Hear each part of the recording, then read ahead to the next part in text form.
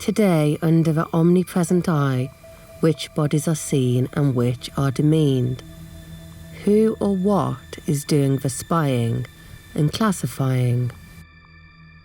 Human pose estimation is defined as the problem of localization of human joints in images and videos. It is a search for a specific pose in the space of all articulated poses. Human pose estimation machine learning algorithms are based upon datasets such as Human 3.6 million, which is a standard dataset for training and benchmarking pose estimation. 11 bodies, 6 men and 5 women, all appear to be less than 35 years old, and all are able-bodied. There are no black bodies, and all appear to be relatively slim. The default dataset has 40,000 real meshes in 4D. 10 bodies, 5 male and 5 female, all are able-bodied, no black bodies. The paper says the bodies are, quote, various shapes and ages. In my own work, I've been investigating OpenPose algorithm. OpenPose is trained on the panoptic dataset of 1.5 million 3D skeletons, which my intelligence tells me is highly tailored towards young, white and Asian males. Probably students or simply what companies deem the most profitable market segments. Regarding skin tones, dark skin has a poor reflectivity in IR, so they can't capture 3D as easily. People are absolutely aware of the underlying biases this generates. Apple, for example, has data capture centers on 5 continents to capture very ethnicity in their datasets. That's not easily achievable by universities. In universities will most likely be the same kind of well-nourished, well-educated, young people. So capturing all shapes and ethnicities at all ages is just difficult. You also can't simply map out your subjects up front. We see a lot of unexpected surprises with who we capture and how they behave or how they look. For instance, think asymmetrical facial features. There is a huge gap in underage data due to data processing constraints. Equally, at the moment it's hard to carry enough elderly into the capture devices. So all our algorithms have a bias towards healthy grown-ups. I believe it's also about guarding yourself against traceability, etc. It's cheaper to capture data from scratch, often with newer, better sensors, than to go through a class action lawsuit. But I'm not a lawyer, so I don't know the final reasoning here. So, in a nutshell, people are aware of the biases and actively working to get rid of them. Unfortunately, this is hard, and legal frameworks produce extra headaches. The cynic would say it's just a focus on the most profitable market segments. And the datasets we discuss are open, but actually most are proprietary black boxes and unspoken. In algorithms of oppression, noble rights, when we inherit privilege, it is based on a massive knowledge regime that foregrounds the structural inequalities of the past, buttressed by vast stores of texts, images and sounds, saved in archives, museums and libraries." End quote. And also now datasets. Included are the exact same bodies that played the lead part in Western art. My new artwork, Figures in Limbo, explores how these historical and cultural biases are being translated into code and proposes alternative roads.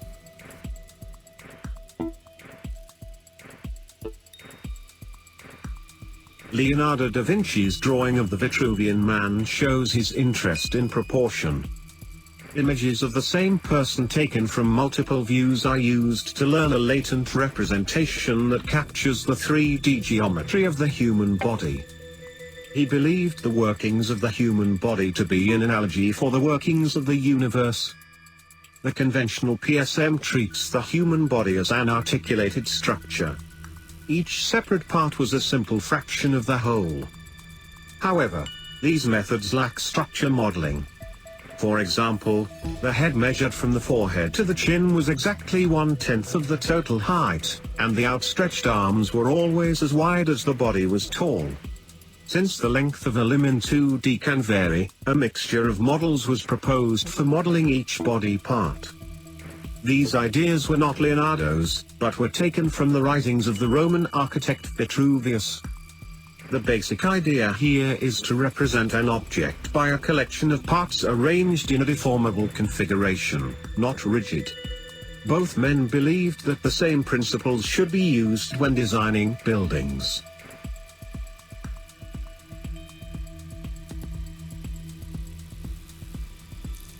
Google's universal sentence encoder was used to write this part of the artwork's narrative, finding semantic connections between sentences from academic papers on data, pose estimation algorithms and descriptions of so-called Western canonical artworks. Highlighting the continued search for a so-called ideal body through a linear time. So when I was younger, I worked in male-dominated quantum physics and tech, and particularly coming from a working class spec, it sometimes felt difficult to have my voice heard. By the 18th century, the term odalisque referred to the eroticized artistic genre in which a nominally Eastern woman lies on her side on display for the spectator. Such image understanding scenarios stretch the ability of the pose-sensing system to exploit prior knowledge and structural correlations, by using the incomplete visible information in order to constrain estimates of unobserved body parts. Olympia's confrontational gaze caused shock and astonishment when the painting was first exhibited because a number of details in the picture identified her as a prostitute. Pose estimation from images is a difficult problem because appearance varies not only with pose, but also with a number of nuisance factors like body shape and clothing. We re-perform and re-perform these poses. They are the signal the canon discloses. Thousands and thousands of small, local amplifications add up to give a global signal that is greater than the sum of its parts. Constructive interference occurs when the maximum of two waves add up to give a strong signal.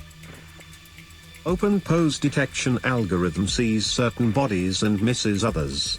Datasets must include all recognizable poses and bodies for computer vision to assign joint vectors. Datasets do not show certain bodies and poses because the neglected are inhuman in the eyes of consuming.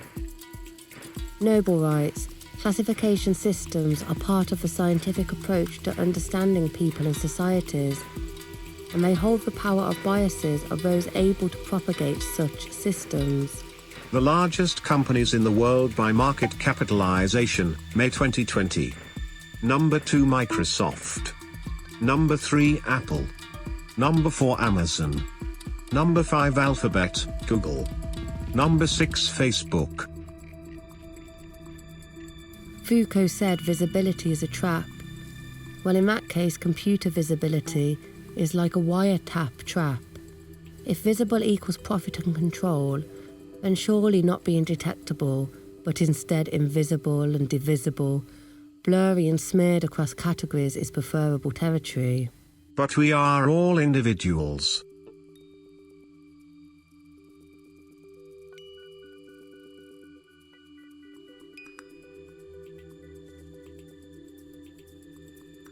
Vitruvian man, calm down. It's 1500 AD. It's faded from a Greek search for perfection, selection and rejection, an ideal election. To still and appeal surreal Leonardo's astronomical foring. His drawings are moorings, refining and dining on an alliance for popular science. His intuitive handling is one understanding demanded less expanded norms. The forms of his supreme drafts are not rafts for Venus or Jesus or any type of genius. His dissected bodies collected, reflected, detected time and time again. Everybody's understanding at hand across the land needs a reprimand. So-called man of maths, a sociopath, well, you can't say that, but trapping all figures in a square to compare is simply not fair.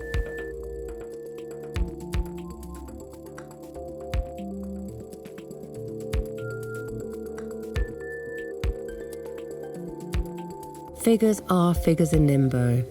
The entropic detail of Bosch's Limbo no longer held by a fearful symmetry. What about the ease of access to information? And technology saves us time.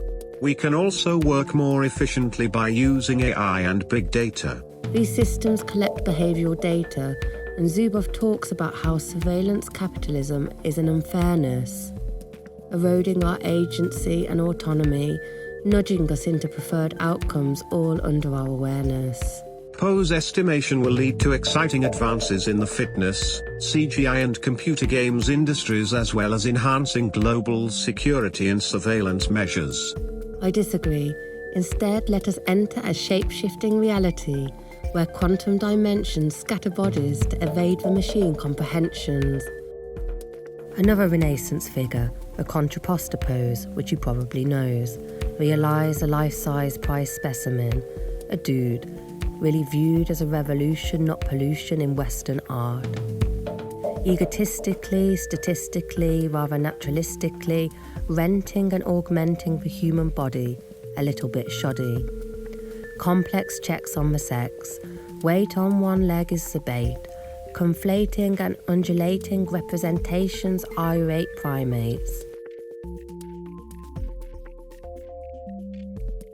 Quantum entanglement is a physical phenomenon that occurs when two bodies are not independent of the state of the other, including when they are separated by large distances. Invisibility through relations, entanglements, ambiguity and doubts, touching the other within, without.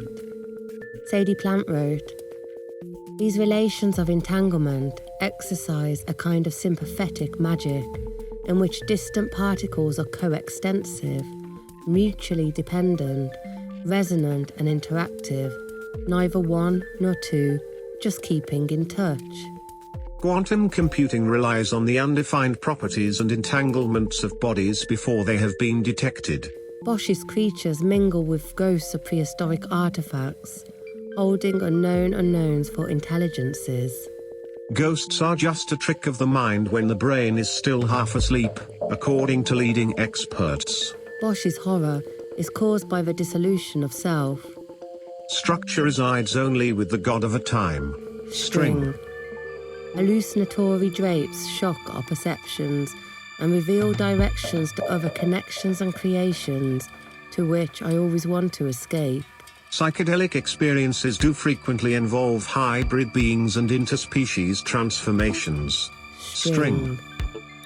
Multiverses of time, surfing the flux, swirling uncertainty, co-determined existences. String. Biffo says that the definition of freedom begins with codependence, so freedom as collective. String. And so, for my final note, I'll end with my favourite Sadie Plant quote. "Those were the days when we were all at sea. It seems like yesterday to me. Species, sex, races, class. In those days, none of this meant anything at all. No parents, no children, just ourselves. Strings of inseparable sisters, warm and wet. Indistinguishable one from the other. Gloriously indiscriminate, promiscuous and fused. No generations, no future, no past. An endless plane of micro-meshing pulsing quanta. Limitless webs of interactive blendings, leakings, mergings, weaving through ourselves, running rings around each other. Heedless, needless, aimless, careless, thoughtless, amok.